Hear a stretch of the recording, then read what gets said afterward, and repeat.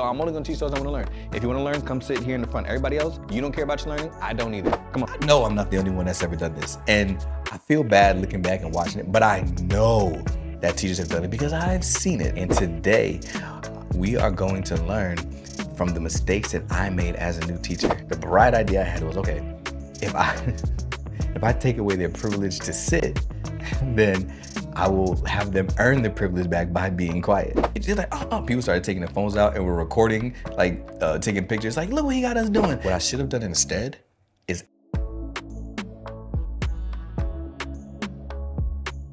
welcome to New Teacher Big Impact, the podcast, where we help new teachers have a big impact on student achievement data without burning out, without feeling unsupported, and without changing who they are. And today, we are going to learn from the mistakes that I made as a new teacher. I'm Daryl Williams Jr., former terrible teacher turned two-time teacher of the year. And in this podcast, I interview other people who have struggled as a new teacher to help us understand what things we need to do so that we don't make some of the same mistakes. And today, I'm going to interview the former version of myself. When I first started education, I promise y'all, I was terrible, so bad. To quote my principal for my first year teaching, I was a detriment to students. And today, you're going to learn from some of the mistakes that I made so that you don't have to make some of the same mistakes. I'm going to show you the mistake that I made, why I made it, what I thought was going to happen, and what I should have done instead. I got the idea from this short form content because a couple of months ago, I released a video on social media. And if you follow me on TikTok or Instagram, YouTube, you may have seen some of this short form content. It was about a minute long, and it was a reel of different scenarios of me throughout the day as an administrator. And I was saying, these are some of the things that I do as an administrator. And I just kind of role played, nobody else was in the building, but I just kind of role played some of the things that I was doing as an administrator. And it just kind of went crazy. I ended up making 4 or 5 different renditions, and collectively they have over millions of views, like hundreds of thousands of comments, and just so many people. And in going through the comments, they were saying things like, I would love to work for you. This is what administrators should look like. This is fantastic. This is amazing. I want to move to your school. Where are you located? Like, can you come be my principal? And I was reading through the comments, and it just made me think. And I was like, wow, in 90 seconds, somebody saw something from me in 90 seconds and were able to make a judgment that I must be a great person, or I must be a great administrator. Like, I must be fantastic in 90 seconds. Like, how can somebody come to such a judgment in less than 2 minutes? You know what I'm saying? And we do that, whether positive or negative. We see a bit of information and we then begin to judge. In that scenario, people are judging that he must be like this all the time. He must be a fantastic principal. I feel unsupported in my school. It'll be amazing to work where he is. And I was like, I think it would be super powerful if I were to be vulnerable and transparent and show some of the struggles that I experienced. It's cool to see, oh, Daryl Williams Jr. is an assistant principal now and he's doing fantastic things. Like, that's true. And everything that I did in those videos was 100% true. Reenactments of things that I actually did in the classrooms. But people need to see the struggle that you've experienced, because a lot of people, especially on social media, watch this. A lot of people like to share highlight reels, but they don't like to share the behind the scenes. And what somebody told me one time is, don't compare your behind the scenes to somebody else's highlight reel. Like, the struggle that you're going through, don't scroll on social media and see somebody else doing something like, oh man, they're amazing, they're awesome, I want to be just like that. The reality is, we all go through things, we all have experienced things. And my story is that I was a terrible teacher. And I just wanted to bring light to that situation, but also provide empowerment through it. So what we're going to do in this podcast episode is look at the 30-second reenactments, or 30-second, 15-second reenactments that I did of being a terrible teacher. So I started releasing this series at the time of recording this a couple of weeks ago. And so far, those also have hundreds of thousands of views, not millions yet, but hundreds of thousands of views. And the people in the comments were like, so what should you do instead? Like, this is so helpful. Oh, I made some of those same mistakes. So I decided, let's sit down and have a podcast episode where I'm going to actually kind of react to my own videos and go through it and see, what was I like as a first year teacher? What were some of the struggles that I experienced? Some of the things that I went through, and what was I thinking in the moment? And what would I do now instead? So I'm just going to pull it up. I'll play it on the screen. If you are watching from on YouTube, you'll see it. If you are listening to the podcast, I'll just describe what's happening. So let's check out the first. what if I told you that the principles that are being taught in this video could be taught to your school community live and in person? Well, the answer is yes. I'm Daryl Williams Jr., and you know that I'm on a mission to help a million students be able to live the life that they choose, not the life they're forced to settle for. And I do that by empowering new teachers to have a big impact on student achievement data without burning out, without feeling unsupported, and without changing who they are. So if there's a message that I can empower your students, your staff, your school community with, I would love to pop up in person and make that happen and provide massive value for your school community. Check the link in the description below to fill out a booking form, and somebody from the team will get back to you about how we can work together. Let's check out the first. Yep, come on in, come on in, come on in. Yeah, all the desks, all the chairs on the floor. You wanna know why? Because you don't know how to sit still. So I put all the chairs on the floor, and until you can stand quietly, then you can earn your seat. You can't sit, stop, don't touch it. You can't sit until I tell you that you can sit down. When I tell you can sit down, then you pick up a chair and sit down. All right, everybody's gonna stand until you are quiet enough to earn the right to take your seat. Hey, sit down, put that down. Oh man, I remember this one. Okay, so, I remember all of them. They're all real and me, but this one stood out because it was my first year teaching. And I remember I was struggling so hard to get students to be quiet in class. And there were times, I was a 7th grade math teacher when I first started in 2014. I was in Huntsville, Alabama. It was a rough school. Just to give a little bit of a background, there were not that many schools in the district, and there were 2 failing middle schools. And in order to make numbers look better, they combined those into one school so that on paper, it looked like the district only had 1 failing middle school. So literally, literally the lowest students in the district from the 2 schools combined into one building. They were rivals, so there was like gang affiliation, there were like people going back and forth. So I was there that first year of the merge. It was a wild school. And I didn't know how to get students quiet. I really wanted to make an impact. My heart was out to serve, but I couldn't help empower them because I couldn't get students listening to what I was saying.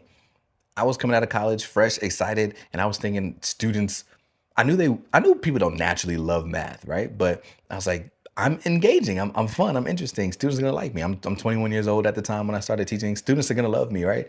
And that wasn't the case. They didn't care that I was a black male. They didn't care that I was young. They didn't care that I had a degree. They didn't care about any of that. They didn't care about the math. They just didn't do. So I didn't know how to get them quiet. And obviously I was like, man, I can't help them with information if they won't even listen to me. So here's the bright idea that I had, which you just heard in the video. The bright idea I had was, okay, if I if I take away their privilege to sit, then I will have them earn the privilege back by being quiet. So here's what was supposed to happen in my brain. So I showed up in the morning before school started, and I took all the chairs and put them on the floor. And then when my first block walked in, here's what I thought was gonna happen. I thought they were gonna come in and say, Mr. Williams, what is this that is happening in our classroom? And then I was gonna respond, well, because yesterday you struggled to get quiet, today, the only way that you will be able to earn your seat is if you stand quietly at your desk, and then I will grant you permission to sit. And then they would say, yes, sir. And they would stand there and they would all become quiet. And one by one, I'll say, Jordan, you can take your seat. Melissa, you can take your seat. And they would one by one take their seats and sit down, and it would be quiet in class. And then I would begin with the lesson. And then there would be butterflies chirping and butterflies chirping and rainbows come. Like, that's what I thought was going to happen. What actually happened was I got there early, put all the desks on the floor. They came into the classroom and they're like, what is this, Mr. Williams? What do you got going on? And I was like, hey, listen, if you get quiet, then you can, you can get. They're like, People started taking their phones out and were recording, like taking pictures. Like, look what he got us doing. Like, there ain't no way. People started sitting down. They started lifting up the desks. And then some people, they started taking the desks and putting them on the floor. Like, well, if you're gonna put the chairs on the floor, you might as well put the desks on the floor too. Some people started sitting on the floor, and they never got quiet. They never got quiet. But the reason why I share that is because I hope that somebody is hearing themselves and resonating with that as I'm going through this. Hopefully you didn't actually like put students' desks on the floor, right? Or chairs on the floor, hoping that will help them to get quiet. But are there some things that you tried? Did you have a noisy classroom? that you did not know how to get quiet, and you tried some things that were not working. You tried to get creative, or maybe it wasn't even a noisy classroom, but it was some sort of transformation that you wanted in students. So you tried something that you thought would be effective and it completely flopped. Like, I didn't even do, that's the only time I did it. I didn't even do it with my second block because the whole period was lost. They we never actually ended up getting to the lesson. They kind of went back and forth. They never got quiet, so I was never able to grant them permission to sit. So at some point, I was like, everybody just sit down. And I sat behind my desk and was like, oh my goodness. So it flopped, completely flopped. It didn't work. It didn't work.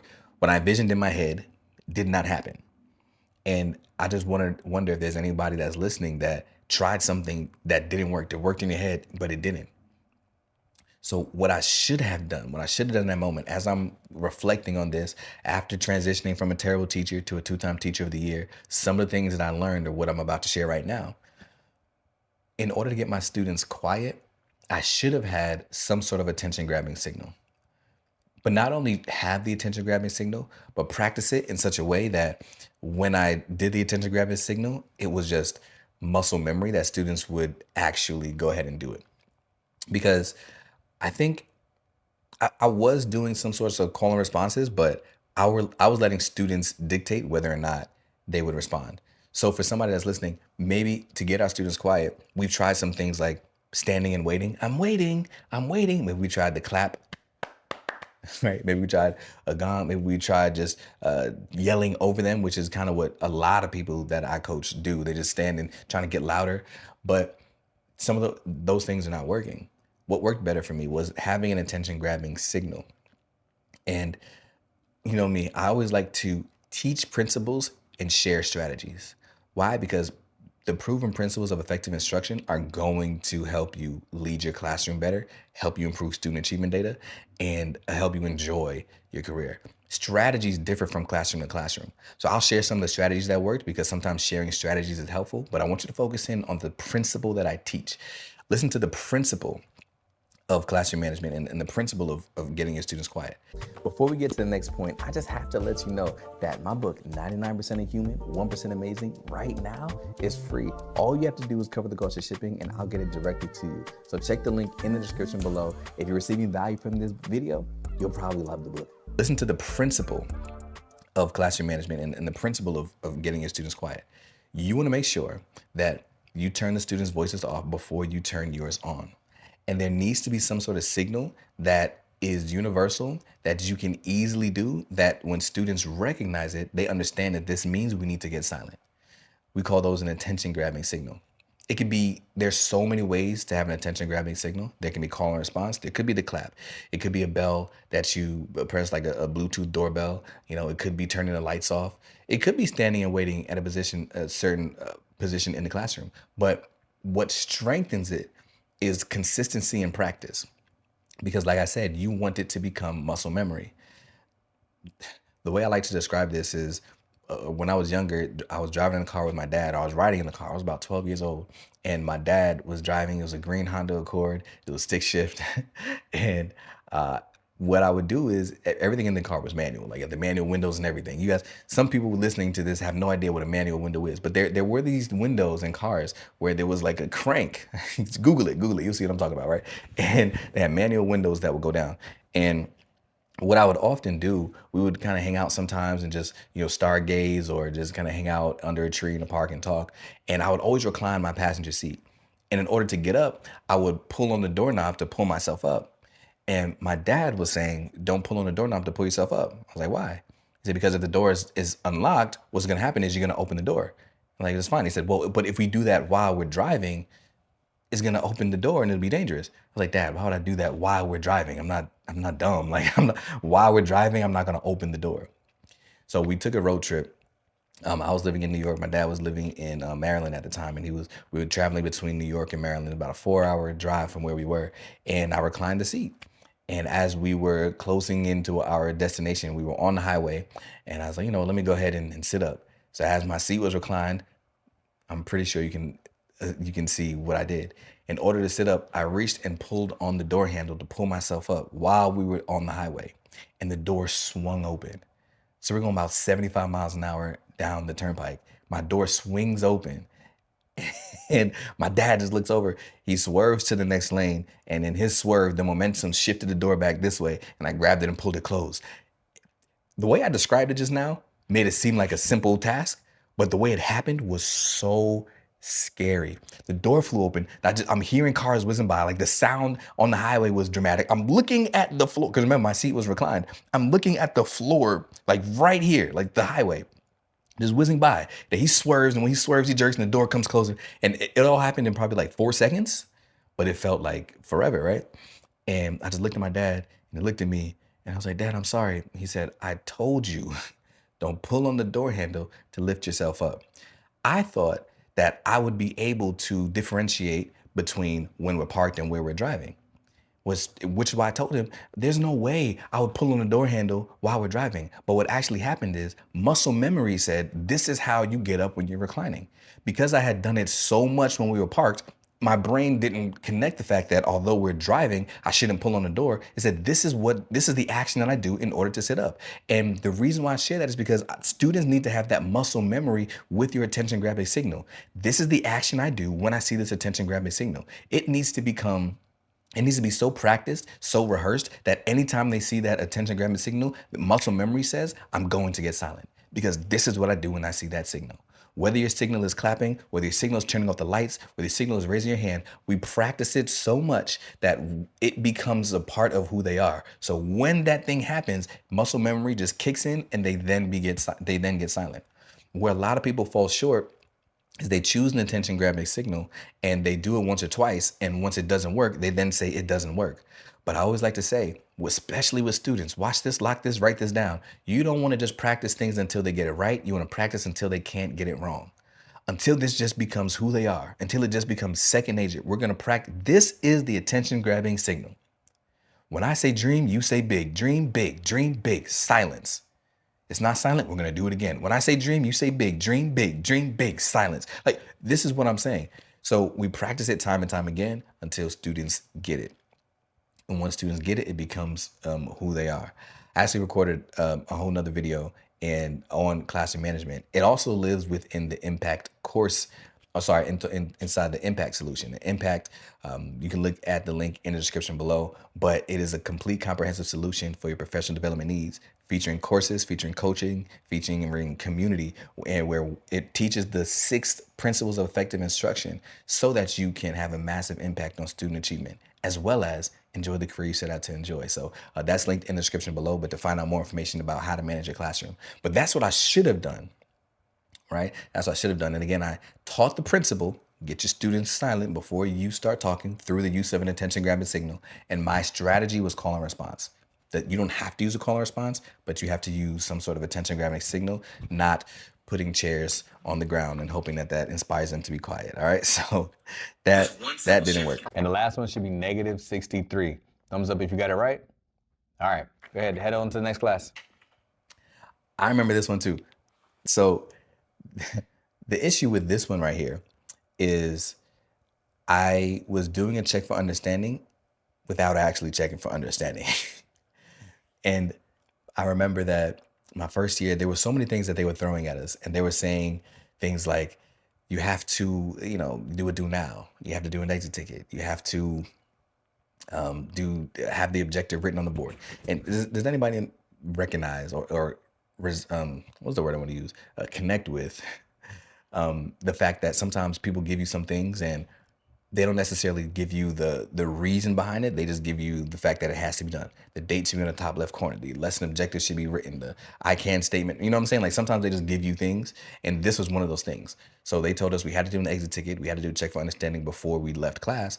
I wasn't properly trained on how to do that, and I was just going through the motions. So I would give them the lesson for the day, and at the end of that lesson, I would do the check for understanding. And like you heard in the video, I would say, okay, so the answer, for example, is negative 63. Thumbs up if you got it. All right, go to the next class. Like there's such a gap there because I did a check for understanding, but I didn't actually check if the students are understanding or understood anything that I had taught in that class. So what I'm hoping that you resonate with, that's the word I was looking for earlier, resonate.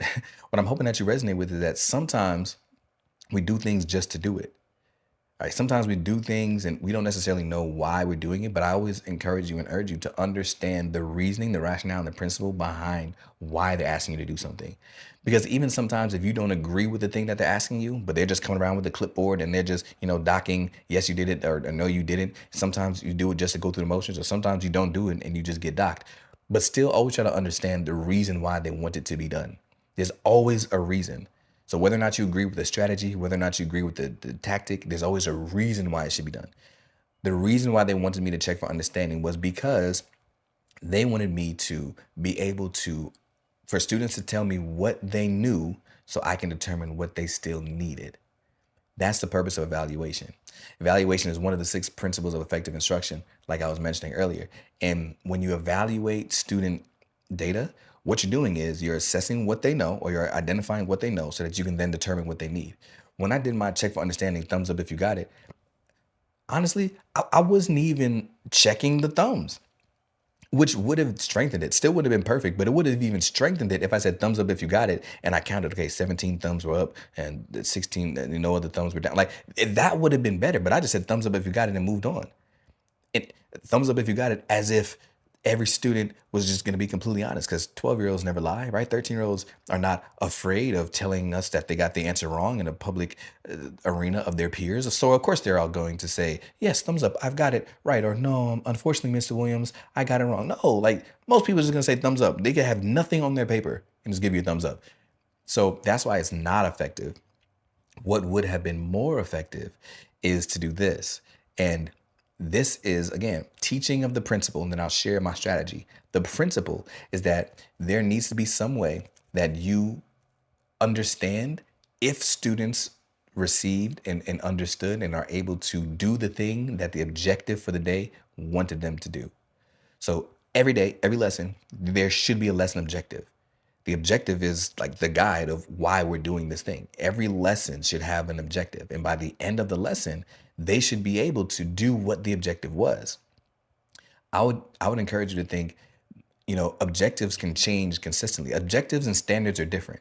Sometimes a standard can last days, weeks, right? But if we're talking about an objective, this is the objective of this particular lesson, right? So by the end of this particular lesson, students should at least be able to do this. That's essentially what the lesson objective is. And at the end of the lesson, you should be able to evaluate whether or not students are able to do that thing. That's what the lesson objective is all about. So that's the principle, is there needs to be some way for you to check for students' understanding, to evaluate whether or not they're able to do the thing that the objective requires them to do. The strategy that I used to do this was through a do now and exit ticket. I would set the do now at the beginning. The objective would be aligned for the day, and the exit ticket would be directly associated with the objective for that day. So watch this. Don't miss this. This is the strategy I use, and I want you to try to use one that will work for you. So what I would do, once I started doing it effectively, after after I was terrible, after what you just saw, once I started doing it effectively, I realized this is what was going to strengthen it. Instead of saying thumbs up if you got it, when I put the work on the board, I'll tell them to put their pencils down when they have the answer. And I would go up and down the rows. I had a clipboard that had every student's name on it, like an attendance roster, and it had 5 different checkboxes for the exit ticket. And all I would do is go up and down the rows. Once they put their pencil down, I would come and just spot check, not do a deep check, but just spot check what they have done. If they had negative 63 on their paper, I would just check it. If they didn't have negative 63, I would put a dash. And I would just go around for the whole entire class. Once I had all the data, now I can say, okay, 17 people had negative 63, 14 people had a dash. So now I can use that information. So now, and then at the end, before we release them for class, I would let them know. Okay, I would share the data with them. So 17, 14, 17 at 31, maybe that's 57 or so percent. I would say something like, okay, so we showed 57% mastery on this. The correct answer was negative 63. Here's why. Really quickly go through it, giving the students their feedback, right? And then release them on to the next class. Probably took 5 to 7 minutes to end every class. But then what I would do post students leaving the classroom is I would take that data and I'll say, okay, boom, if 57% or so students were not able to do this thing effectively, that means there's some gap I need to close tomorrow before we can move on to the next objective, or before we can move on to the next thing. Or maybe tomorrow's objective is like today's objective 2.0, right? 57% means that just about half the class has no idea what's going on or needs some sort of gap closed before they can be successful on the next phase. So then the next day I will start off the do now, which I didn't talk to you too much about before, but my do now would be, if I needed it to be, a recap of yesterday's check for understanding or yesterday's exit ticket, knowing that the 57% of students got it right, meaning that, there was the remaining percent of students that got it wrong, not 43%. I'll say, man, let's go through this. And I'll put the do now on the board. And then while they're going through the do now I'm going through and I'm paying attention to those 14 that got it wrong yesterday, those 14 students. So I'm kind of looking over their shoulder, seeing what they're doing, seeing what some of the students that have gotten it right yesterday, what they're doing. And now I'm looking for common misconceptions. These 14 that got it wrong, there's probably something that they're gotten, they didn't, when we were multiplying, they forgot that when you multiply, the sign stays the same. That both numbers are positive, it's going to remain a positive. Or there's a positive and a negative, that's why it's negative 63. They didn't reciprocate. Like now I'm looking at why they were getting it incorrect. Because this do now is just like yesterday's exit ticket. So now when I'm going over the do now, I can say, so you remember yesterday when we ended the class, we only had 57% mastery over the exit ticket. I noticed that the reason why is because most of you are doing ba ba ba ba ba. Or the common misconception, ba ba ba ba ba, right? What I'm seeing most of us do incorrectly is da da da, right? You see what I'm saying? So now that's how we're using data to inform future instruction. So rather than a check for understanding that just says thumbs up if you got it, which that tells me nothing, but I'm really understanding what students know so I can then determine what they need. Now moving into the next lesson. So I hope that was helpful. And again, that is the under the evaluate principle, one of the 6 principles of effective instruction. That when you master these principles, I promise, I've been coaching on these for a couple of years, and teachers that master the proven principles of effective instruction perform better on their teacher evaluations than teachers that don't. Not only that, but they also increase student achievement data as well as actually enjoy the career that they wanted to enjoy. And the best way to learn that is through impact. So the next one, let's check out the next one. This one simple no, because it's not fair. Every day it's the same thing. There's students that want to learn, but you guys are distracting each other so much. I can't even teach those that want to learn. So I'm only going to teach those that want to learn. If you want to learn, come sit here in the front. Everybody else, you don't care about your learning. I don't either. Come on. Yeah, come on. I know I'm not the only one that's ever done this. And I feel bad looking back and watching it, but I know that teachers have done it because I've seen it.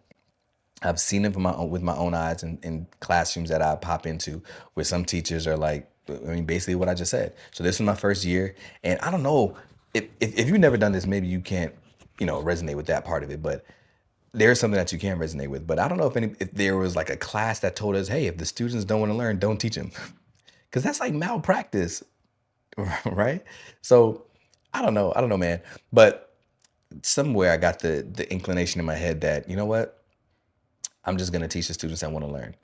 You are grown and in charge of your own learning. And I know that you are going to definitely make the best decision for yourself because you are 12 years old and you know what's best for you.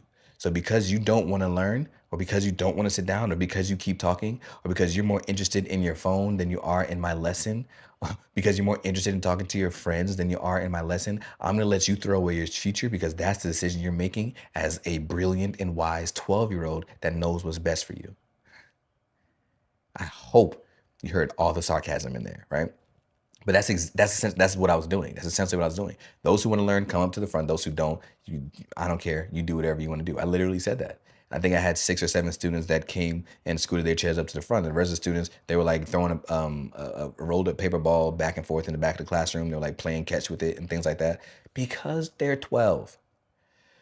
I was speaking in middle school. You definitely are not going to do this in elementary school. High school, I still wouldn't do it, right? Because when students come into your classroom, you are that moral authority. The reason why you are in the position that you are in is because you are qualified to make the decisions that they don't know how to make.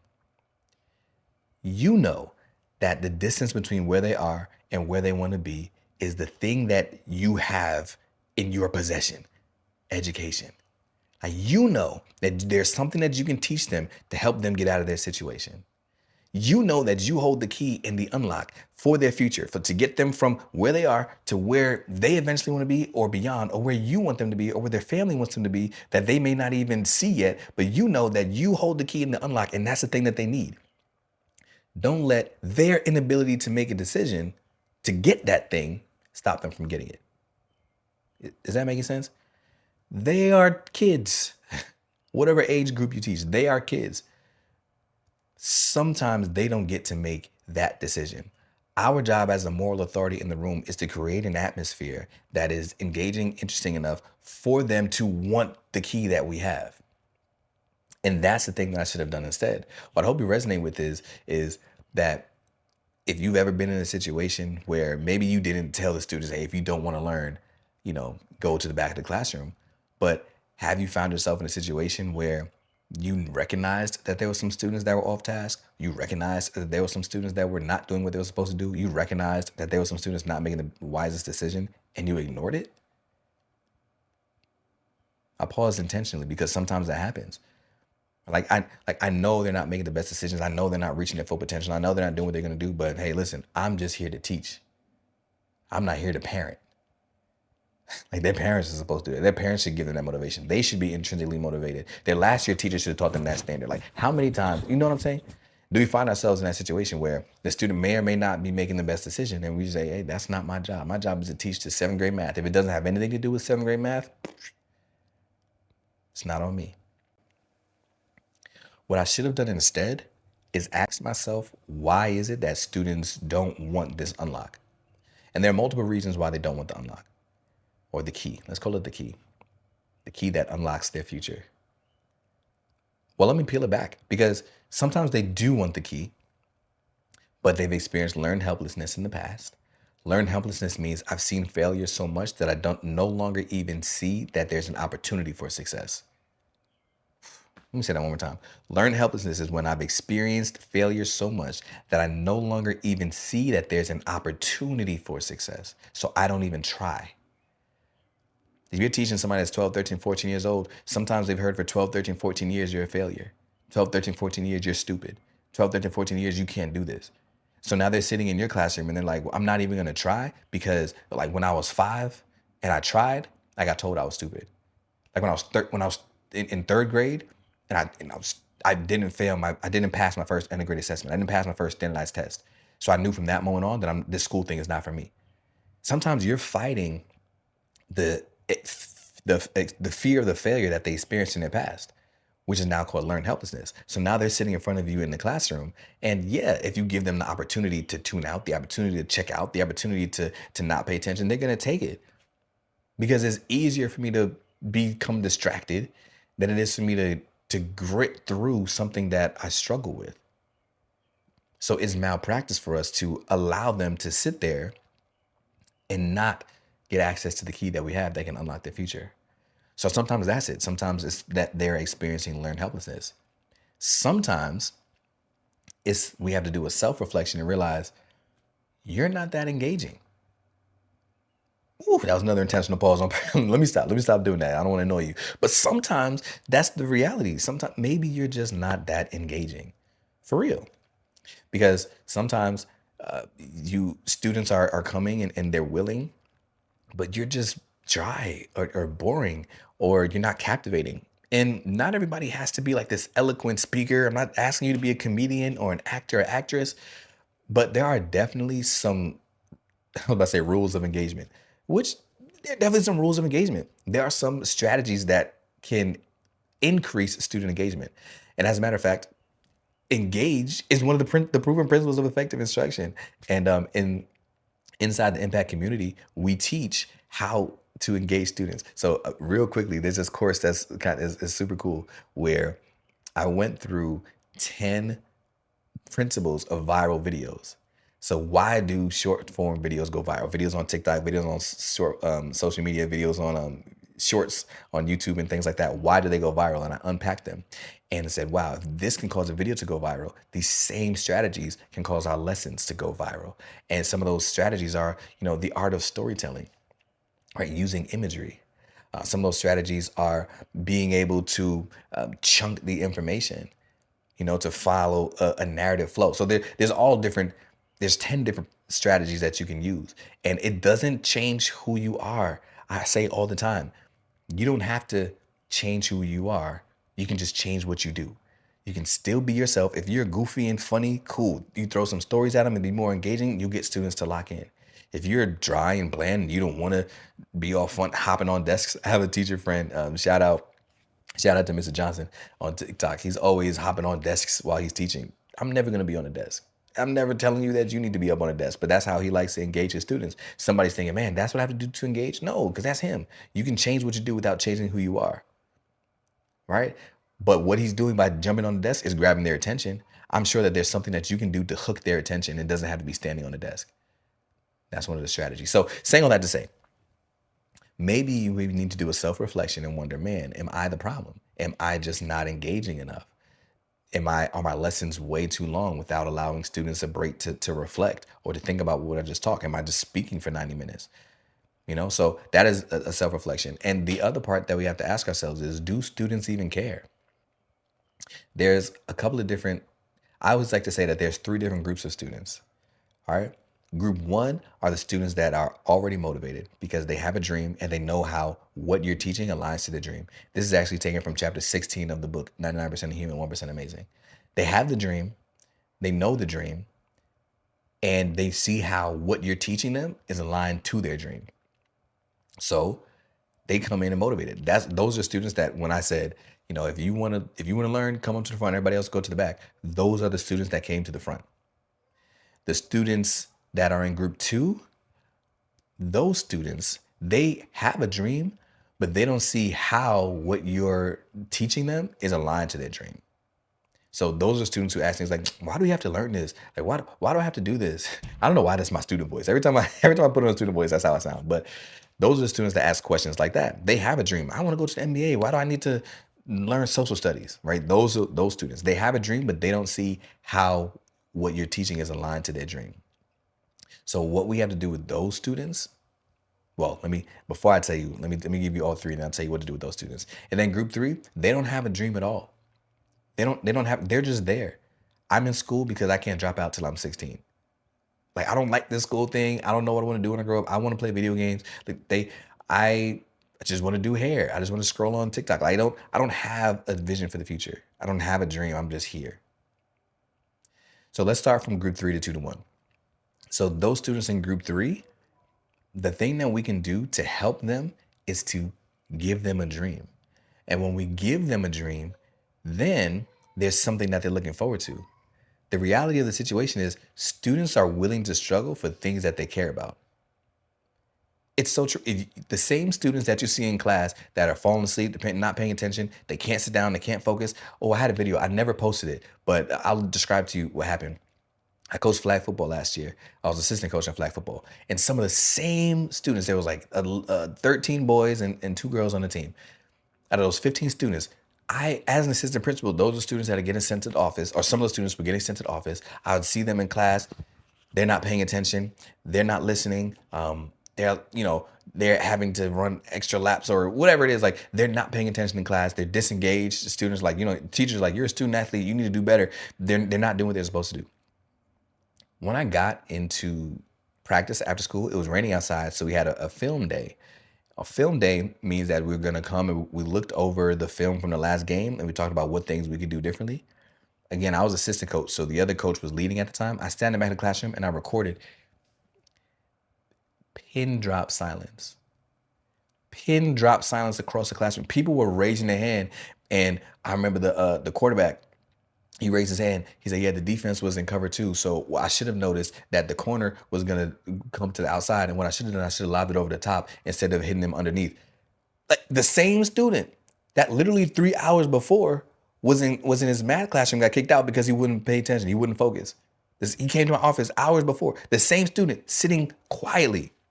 And the coach asked, what do you see? He raised his hand. Sitting quietly.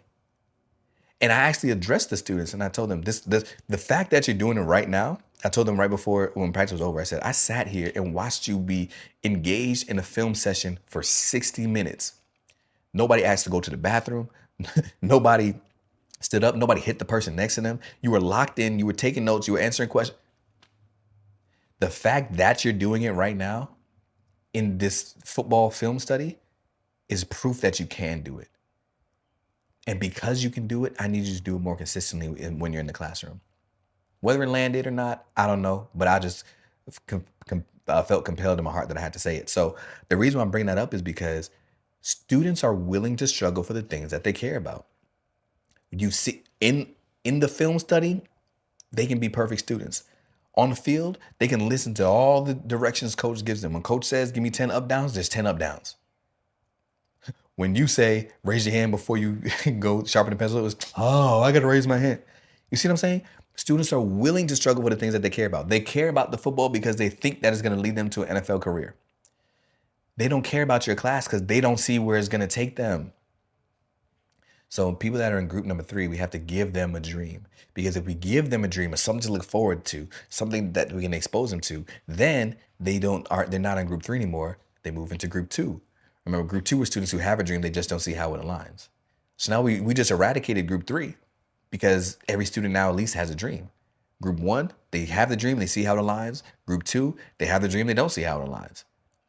But now the students that are in group 2, the way that we get them to see how it aligns is to show them the transferable skills that they gain by receiving the information that you're presenting them.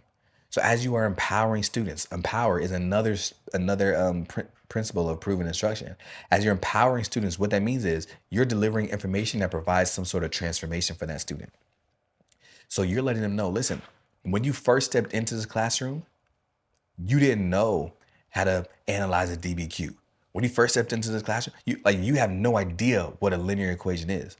But when you sit down and you start with something that you know nothing about, and you sit with it, and you work with it, and you struggle with it, and you practice it, and you stick with it until you figure it out, that's critical thinking skills. That's problem solving skills. That's grit. That's resilience. And that you doing that is it learning how to do those skills are transferable to whatever industry you want to do. It's transferable to whatever field you want to work in. It's transferable to whatever business you want to own and operate. And when you can help them see that, listen, I don't know what the future holds for you, but I know that you have a dream. And by mastering the skills that I'm teaching you in this class through my content, that's how you're going to get there. Sometimes it's not about the content specifically. Sometimes it's not the fact that they're able to solve the linear equation. Sometimes it's not the fact that they know how many chromosomes are in the human body. I don't even know that's a real thing, right? But sometimes it's not that fact. Sometimes it's the fact that they're building their skills of critical thinking, of mental toughness, of grit, resilience. It's building those transferable skills. Sometimes the content is irrelevant, but the character that it develops is irreplaceable. Right? And sometimes people don't like to hear that when I say that. But the reality of the situation is, if I was not a math teacher, I would have never used the Pythagorean theorem after 8th grade. And if I can just say that, I'll just leave that there. If I was not a math teacher, I would have not used the Pythagorean theorem after 8th grade. Why? Because it was one of those things I needed for that moment. But it did build within me the skill of problem solving. And there's so many other skills that we build in students, but we just know that when we help them build those foundational skills, then ultimately they grow up to be able to have choices. And when they have choices, they can live the life they choose, not the life they're forced to settle for. That's why the hat says, choose, don't settle, all right? Because that's what it's all about. Helping them build those foundational skills so that they can create choices, so they can live the life that they've always wanted to. So when we help students see that, like I said, this is all taken from chapter 16 in the book, How to Motivate Unmotivated Students. Well, the book is 99% human, 1% amazing. Chapter 16 is titled How to Motivate Unmotivated Students, going through the use of an Ikigai exercise, which is helping students find their life's purpose and things like that. It's just one of the chapters in the book. I'll link that in the show notes as well. But when students then have the dream that they can align to what you're teaching, now group 2 is eradicated. Because now everybody has a dream and it's aligned to your content. So now all you have left in your class are students that have a dream and know how you can help them get there. Now I don't have to say, hey, come to the front of the classroom if you want to learn, because everybody wants to learn because everybody has a reason to. The question I want you to ask yourself is, are you giving them a reason to? beyond the fact that you are a 7th grade ELA teacher, a 6th grade science teacher, an 8th grade social studies teacher, a 1st grade teacher, a high school but beyond the fact that you're teaching that content, do students have a reason to learn the information that you're presenting? Are you empowering students? Remember, empowering, which is one of the 6 proven principles of effective instruction, means that we provide information that grants students some sort of transformation. Are you helping to transform students, and do they see the value in what you're presenting and providing? Okay, so those are the principles, the strategy that I should have used. I know that was a long way around, but remember, just to bring it back to memory. In this video, I told students to come sit in the front of the classroom if they want to learn, and everybody else, I don't care. What I should have done instead is I should have made sure that the things that I need students to do were celebrated, and the actions that I didn't want students to take were consequenced. And when we use the word consequence, I don't necessarily mean like punish, like after school detention. Consequence could just be addressed. Like it could just be a warning. It could just be me talking to them. It could just be me letting them know you're falling short of the expectation. So, for example, if I needed students to sit down and be quiet, well, I already told you in the first one what it would look like: a call and response, or attention grabbing signal. Sorry, is the principle. My strategy was call and response, but some sort of attention grabbing signal to get their attention. And then if I needed to make sure that every student had a pencil in their hand or had a binder on their desk, well, everybody who does is celebrated. Awesome. I see how Daryl over there has his pencil out and his binder on his desk. Nael, awesome. I see that you have your book open and ready to go. James, I need a book on the desk. I need a pencil, my man. Right? So I'm celebrating the things that the students are doing well, highlighting the things that the students are doing incorrectly as some sort of consequence, letting them know that you're falling short of the expectation. We're aligning them to the expectation to kind of remind them, like, this is what I expect of you, and this is what you want for yourselves. So first, I should have, even before that lesson, made sure that all students had a dream, right? So that I can consistently remind them that, hey, in order to reach the goals that you have for yourself, you got to make sure that you're doing, X, Y, Z. Then I can have things that I need, actions that I need to see students having. When they're doing it, it's praised and celebrated. When they're not, it's consequenced. And eventually you'll see that students will just kind of fall in line with the expectation, which is phenomenal and fantastic. So those are 3 of the biggest mistakes I made my first year. I think I did about 12 or 14. So every now and then I'll go through some of those, but I really hope that this was helpful. Like I really hope that you saw these are some of the things that the mistakes that I made. I started off as a terrible teacher, but I always like to remind and encourage you that just because I started there didn't mean I was going to stay there. I was a terrible teacher, but I was able to transition from a terrible teacher to a 2-time teacher of the year because I found my teacher ID and I mastered the proven principles of effective instruction. And when you master the proven principles of effective instruction, not only will you be able to have immense impact on student achievement data, but you'll be able to do it without burning out, without feeling unsupported, and without changing who you are. That's what New Teacher Big Impact is all about. So, hope that was helpful and valuable. I will see you in the next episode. If this school year burnt you out and you're coming back next school year, summer break isn't going to be enough to make next school year even better, because time off doesn't heal you when the issue is how you spend your time on. What will heal you is a solution to your stressors. As a former terrible teacher turned 2-time teacher of the year, I've struggled with the same things that you are struggling with. Tell me if you said any of these things this year. This is too much. What is wrong with these kids? Where's my support? You don't need any more strategies that may or may not work. What you need is a comprehensive solution, one that is unique to you and your problems. And if you've watched this far, you definitely connect with the problem. So let me share the solution that helped heal me. I was able to find my teacher ID to help me avoid stress and make an impact. And now I just want to help you do the same. I can teach you how to identify your dreams so that you can live it in every block every day. I can teach you how to illuminate your differences so that you can make the impact that only you can. I can teach you how to ignore your doubters so you can fortify your mindset to know that you are strong enough to do this work. And I can teach you how to improve your data so you can deliver on the promise you made to students to help them be their best selves. All you have to do is click the link below to make next school year your best school year.